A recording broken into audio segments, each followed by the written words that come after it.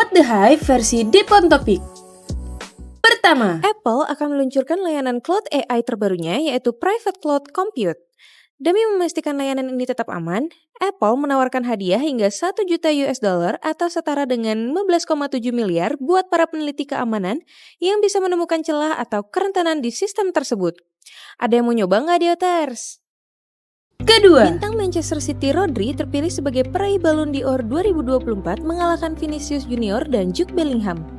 Rodri untuk pertama kalinya meraih gelar ini dalam pemberian penghargaan yang berlangsung di Théâtre du Châtelet Paris pada Selasa 29 Oktober dini hari.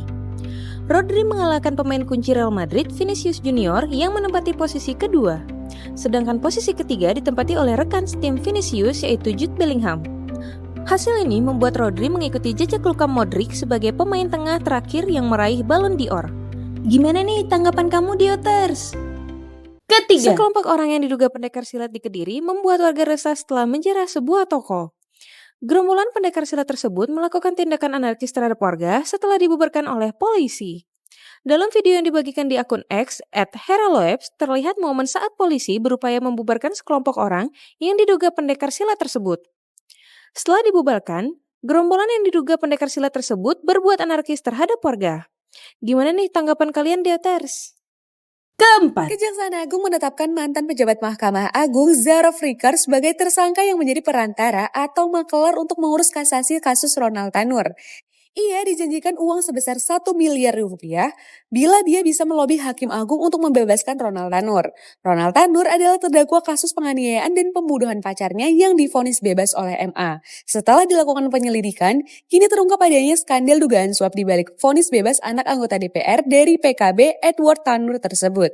Saat ini, Kejagung menetapkan 3 hakim PN Surabaya, yakni Erin Tuah Damanik, Heru Hanindyo, dan Mangapul sebagai tersangka penerima suap terkait vonis bebas terdakwa pembunuhan Gregorius Ronald Tanur. Ada juga pengacara Ronald Tanur yaitu Lisa Rahmat yang ditetapkan sebagai tersangka pemberi suap. Gimana nih pendapat kalian, Dioters? kelima, Perusahaan tekstil raksasa Sritex dinyatakan pilot oleh Pengadilan Negeri Semarang beberapa waktu lalu. Presiden Prabowo Subianto memerintahkan 4 kementerian untuk menyelamatkan perusahaan tersebut. Di antaranya yaitu Kementerian Perindustrian, Kementerian Keuangan, Kementerian BUMN, dan Kementerian Tenaga Kerja.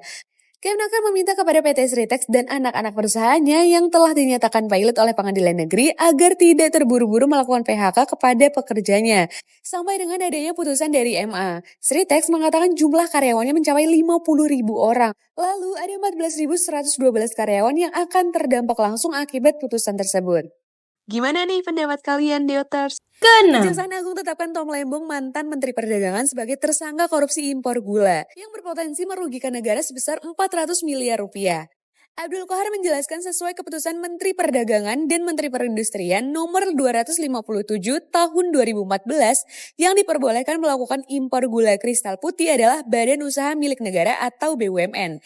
Akan tetapi, Tom Lembong disebut justru memberikan persetujuan ke perusahaan swasta yang melakukan impor.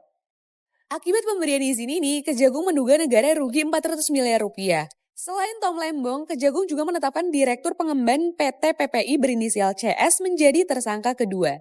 Gimana nih pendapat kalian, Dioters? ketujuh, Kiper diaspora Timnas Indonesia Martin Paes mendapat penghargaan bergengsi di kompetisi yang ia lakoni. Sebagai seorang penjaga gawang, Paes berhasil mendapatkan title juara Save of the Year di Major League Soccer atau MLS 2024.